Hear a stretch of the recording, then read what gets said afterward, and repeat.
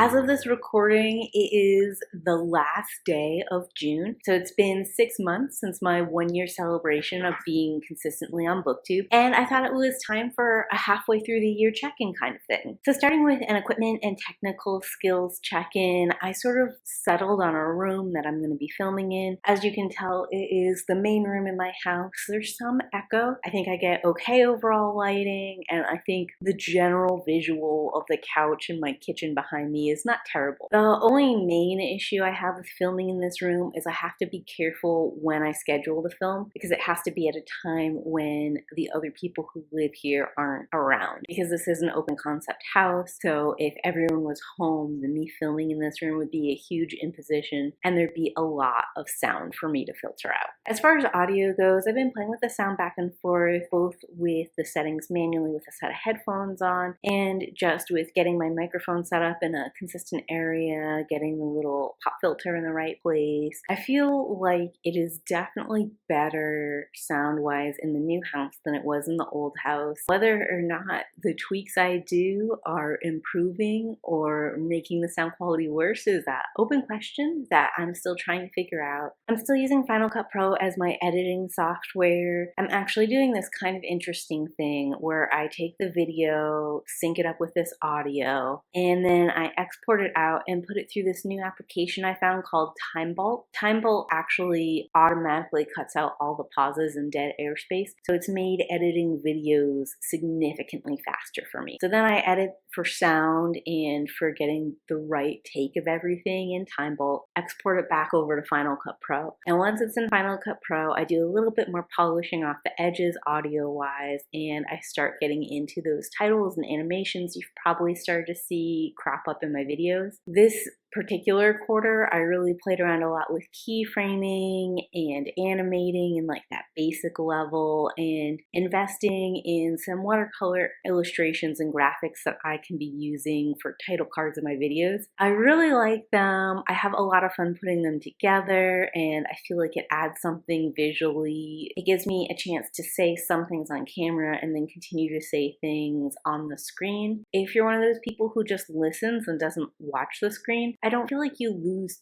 too much, just a couple here and there asides and like one-line quips. But if you're viewing it and you're looking for like an engaging visual experience, I really think like these title cards help boost this and bring it up to the next level. I did buy these graphics with a commercial license. Obviously, right now my YouTube is not monetized, but this gives me a couple of options with these graphics going forward if I like them. The one issue I have is probably my favorite watercolor artist that I found so far. The people she draws are pretty much all white people, and I really need like some more diversity in my people. I didn't originally think this was going to be too big a deal. I thought I was going to be more focused on title cards with books and pens and writing kind of things, but I realized that you could put like a lot of life and emotion in using nice representative people, and I just want to make sure that I'm getting a better spectrum of diversity. Canva is still a thing for me right now. I'm still doing intros and outros using Canva as well as thumbnails. I do think that I'm going to be transitioning into Keynote probably sooner rather than later. I've been playing around. Keynote is Mac's version of PowerPoint, in case you didn't know, and it offers like a lot more animations and keyframe and transition more easily than PowerPoint does. I'm pretty sure PowerPoint does these things too. It's just that like it's significantly more obvious as an option in keyframe than it is in PowerPoint. I really think the main reason people use PowerPoint instead of Keynote is because Keynote is only available on a Mac computer or a Mac program. So if you're looking at Keynote for presentation software, it's a little bit limiting, specifically because you need some kind of Mac to power it. If you're like sharing the presentation online or across different operating softwares, Keynote is not going to work. You're going to have to use PowerPoint or Google Slides. But for my purposes, is I can convert a well-structured keynote into a movie to share it that way, or I can screen record my screen and input it over into Final Cut Pro.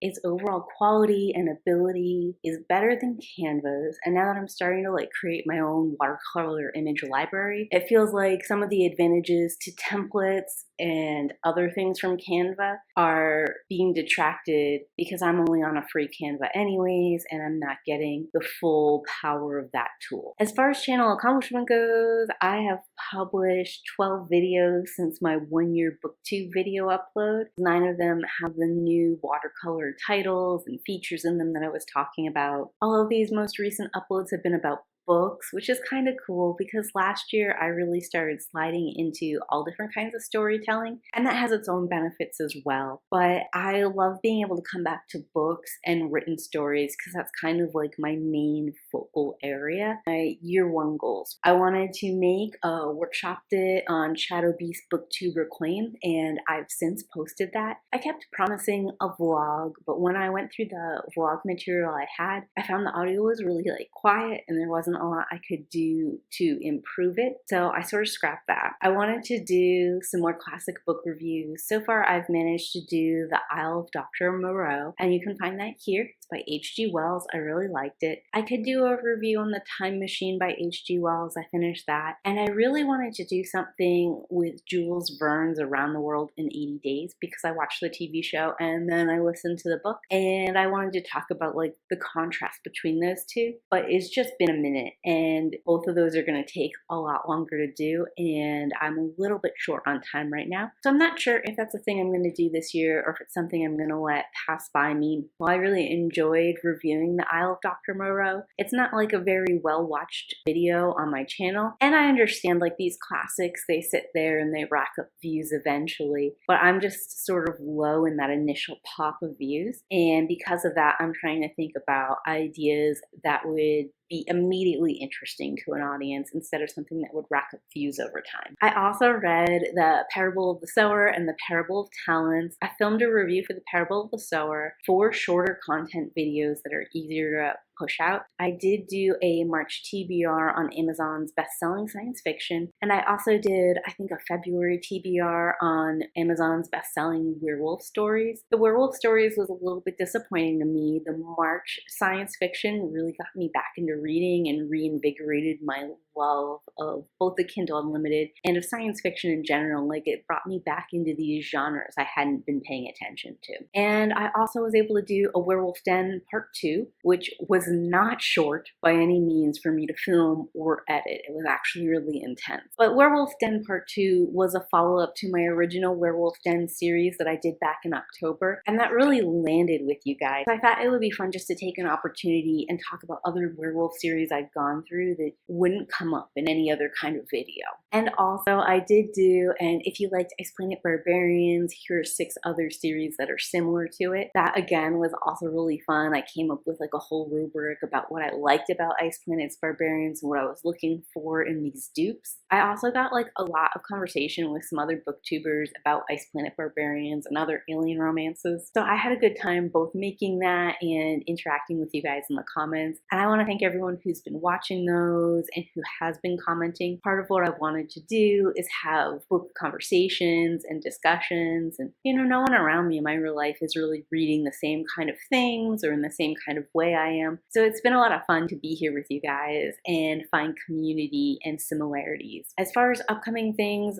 for the channel, I am working on rewatching The Nevers episodes 1 through 6 and making notes of the plot points that we need to remember for when or if HBO ever releases part 2 of season 1. Since I've been rewatching those episodes, I've noticed all these little things here. So I might be doing a video that's kind of a redemption for the series, or it might just be me telling you that the order was wrong. I'm not 100% sure where I'm going to land. I'm about halfway through at this point in time, and since we don't know when that HBO drop is happening, it hasn't been top of my priority list. I'd also really like to do something with Prisoners of the Ghostland. There's a movie that released in 2021 that features Nicolas Cage, and it's sort of an art housey kind of movie that I really love and I don't think has gotten enough representation, and I want to go back to and maybe do a workshop that just to like fine tune a little bit of it. Even though I personally enjoyed it, I understand why for a lot of people it was obtuse, and I'd like to sort of bring that out for people a little bit more, maybe invite them to go on the journey with us. And I guess the other thing related to that is I did my goth party last year, and I still really want to include Del Toro's Crimson Peaks as a review or maybe a workshop it within the goth party, because Del Toro, most of his works have what I would consider a lot of gothic inclinations, but Crimson Peaks is like a legit classic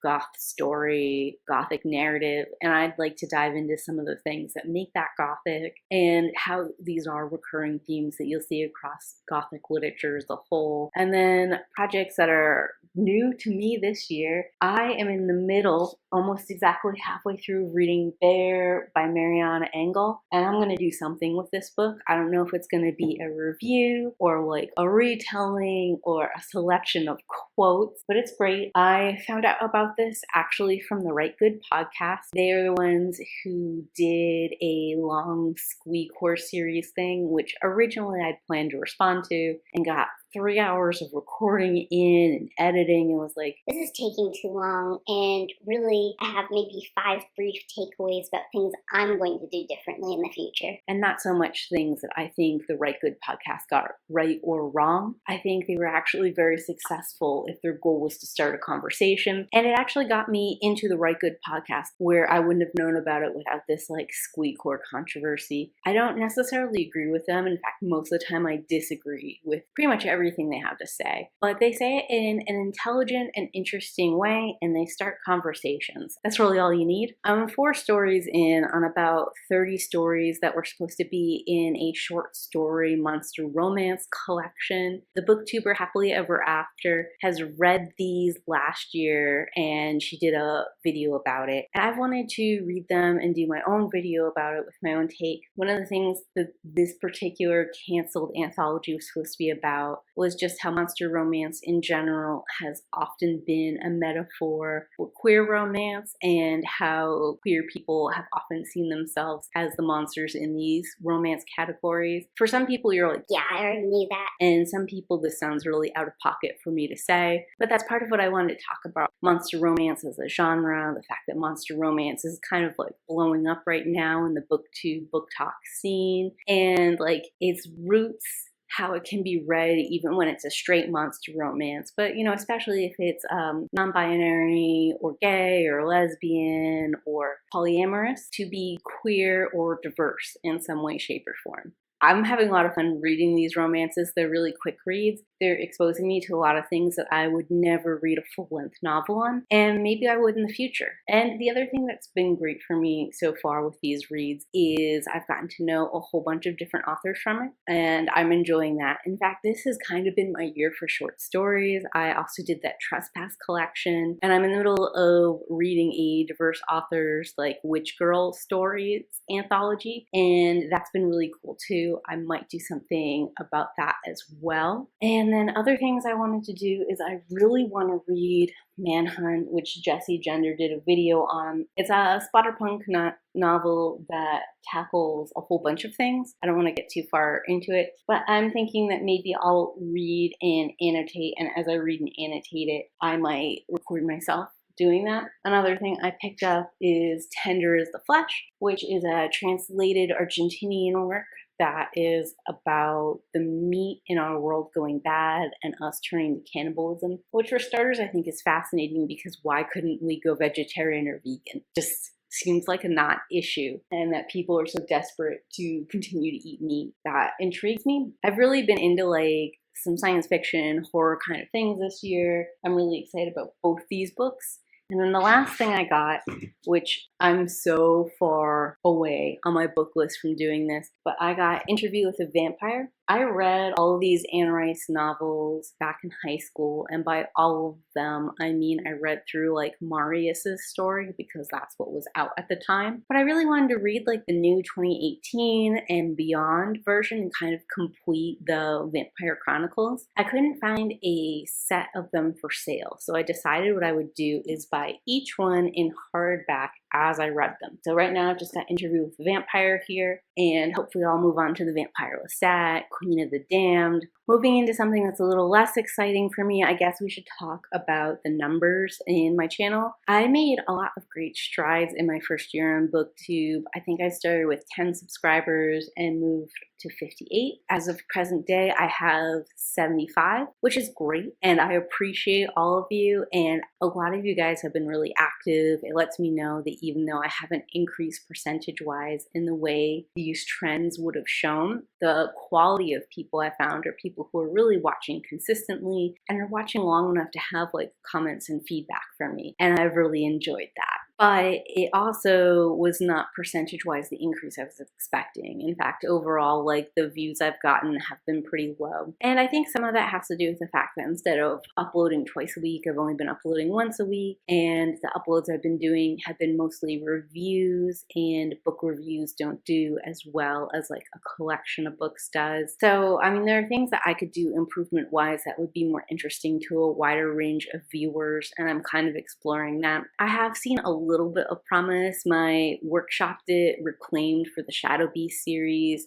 has done better than other videos I've put out this year, and I haven't even spoke about it, but I did a quick review of the first 3 books in the Plated Prisoner series to get us ready for Glow, and released it about 2 weeks before Glow dropped, and that did really well. I think it's sitting at like 50 or 60 views. Might sound kind of sad, and realistically for the amount of work I did was not great, but it's so much more than like the 10 to 15 views I've been getting on a lot of things, and I've noticed that people have been watching through it like for a longer watch time. So I think some of it is I just have to be more timely and strategic about what I'm doing. It's not necessarily anything wrong that I'm doing. I'm just not being strategic enough. So just sort of like figuring that out, keeping with consistent uploads while keeping up with the quality, while doing my full-time job and my other projects and all that stuff is a lot. And I haven't quite figured that balance out yet. And that's really what these numbers are telling me. So that's my 6-month check-in. I have done almost everything I set out to do for the year already and have come up with some more new exciting plans. So in that way, I'm really proud of myself and really pleased with the kind of